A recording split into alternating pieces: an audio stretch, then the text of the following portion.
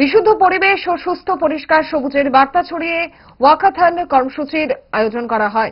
রবি সকালে এক ব্যতিক্রমী ভাবনা এবং সচেতনতার বার্তা ছড়ালো ওএনজিসি ত্রিপুরা অ্যাসেট। এদিনের কর্মসূচিতে 200 শতাধিক মানুষ ভোরের রাস্তায় পায়ে পা মেলালেন।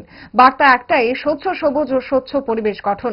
তার সঙ্গে জুড়ে আছে সুস্থ শরীরের সঙ্গে সুস্থ মননের সমন্বয় গড়ে তোলার খোলামেলা আহ্বান।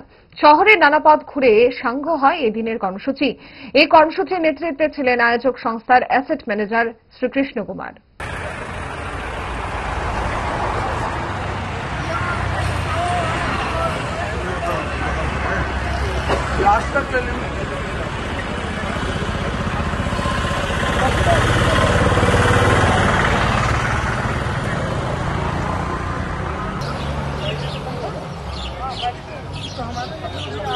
জিজ্ঞেস করুন